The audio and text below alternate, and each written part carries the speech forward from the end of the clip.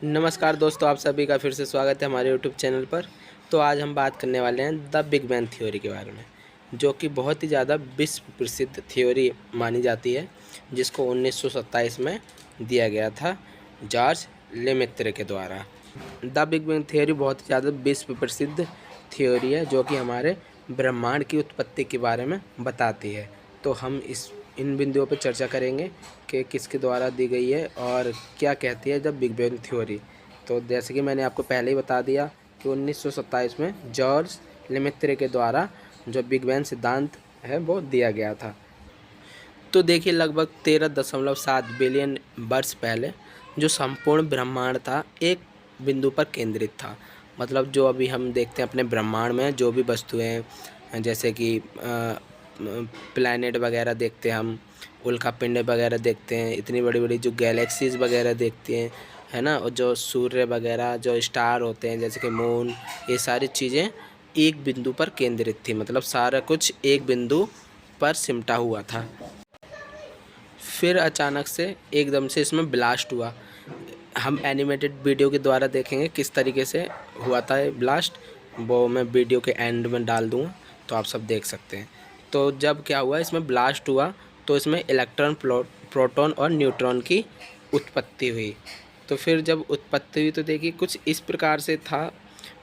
शुरू में जो हमारा ब्रह्मांड था, नीचे आप देख सकते हैं ये जो एक बिंदु पर केंद्रित था यहाँ पर, फिर इसमें एकदम से क्या हुआ, एक्सप्लोजन हुआ, विस्फोट हुआ। तो क्या हुआ, जो बाकी सारे ग्रह वगैरह की उत्पत्ति हुई। और आज भी हम मानते हैं कि जो हमारा ब्रह्मांड है लगातार क्या होते जा रहा है, एक्सपेंड होते जा रहा है, मतलब बहुत ज़्यादा फैलते जा रहा है। तो चलिए आगे हम बात करते हैं। तो देखिए, जैसे कि अभी हमने बात की थी इलेक्ट्रॉन, प्रोटॉन और न्यूट्रॉन की उत्पत्ति हुई। फिर इलेक्ट्रॉन और न्यूट्रॉन से क्या हुआ, एटम बना, है ना। एटम की फॉर्मेशन हुई। तो जैसे कि हम अगर बात करते हैं, जब एटम होता है तो उनका क्या होता है, द्रव्यमान भी होता है। जब किसी चीज़ का द्रव्यमान होता है तो उसमें गुरुत्वाकर्षण बल भी लगता है।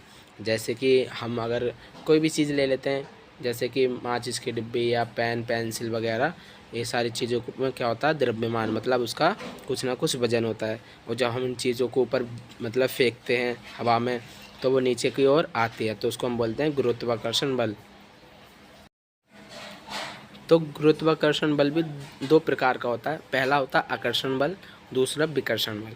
तो देखिए, आकर्षण बल ऐसा होता है जब हम क्या करते हैं, किसी चीज़ के कांटेक्ट में आते हैं। जैसे हम पृथ्वी के कांटेक्ट में हम अगर कूदें ऊपर की ओर, तो क्या होता है, आकर्षण होता है। पृथ्वी हमें क्या करती है, अपनी ओर आकर्षित करती है। लेकिन जब हम क्या करते हैं, जो पृथ्वी की जो कक्षा है ना, जैसे हम पृथ्वी में ऊपर जाते हैं, पृथ्वी के ऊपर जाते हैं, तो क्या होता है, जब उसकी लास्ट ऑर्बिट होती है उसको क्रॉस करते ही हम दूसरी ऑर्बिट में चले जाते हैं ना।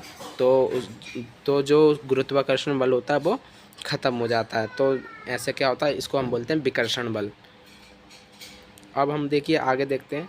तो जब इसमें एक्सप्लोजन हुआ तो हाइड्रोजन के समस्त क्या हुआ, आइसोटॉप्स का निर्माण हुआ। तो आप जैसे कि सभी जानते हैं कि हाइड्रोजन के कितने आइसोटॉप्स होते हैं, 3 होते हैं, हाइड्रोजन, ड्यूटेरियम और ट्रिटियम। ठीक है। तो क्या हुआ, जब हाइड्रोजन में और जो ट्रिटियम हुआ, इसमें नाभिकीय संलयन हुआ, मतलब इनका क्या हुआ, फ्यूजन हुआ, तो हीलियम के मॉलिक्यूल की फॉर्मेशन हुई और इसमें ऊर्जा की उत्पत्ति हुई। तो देखिए, बहुत सारे नाभिकीय संलय हुए जिसकी वजह से तारों की उत्पत्ति हुई।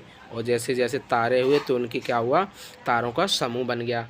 और जब तारों का समूह बन गया तो तारों के समूह को हम क्या बोलते हैं, आकाश गंगा बोलते हैं। जैसे कि हम कभी कभी आसमान में देख सकते हैं माइक्रोस्कोप का यूज़ करके। तो देखिए, अगर हम सरल शब्दों में बात करें तो जो बिग बैंग सिद्धांत है वो यूनिवर्स की उत्पत्ति के बारे में बताता है। और यह बताता है कि शुरुआत में क्या था, जो पूरा ब्रह्मांड था वो एक बिंदु पर सिमटा हुआ था, जिसका घनत्व बहुत ज़्यादा था। फिर धीरे धीरे क्या हो गया, उसमें ब्लास्ट हो गया एकदम से, जिसकी वजह से बाकी चीज़ों का निर्माण हुआ। और यह माना जाता है कि जो हमारा विश्व है, पूरा ब्रह्मांड है, वो आज भी लगातार फैलते जा रहा है, जिसकी वजह से जो ग्रह वगैरह है इनके बीचों की दूरी जो है लगातार बढ़ती जा रही है। अब हम देखते हैं इसको देखिए एनिमेटेड वीडियो के द्वारा देखने की और समझने की कोशिश करते हैं।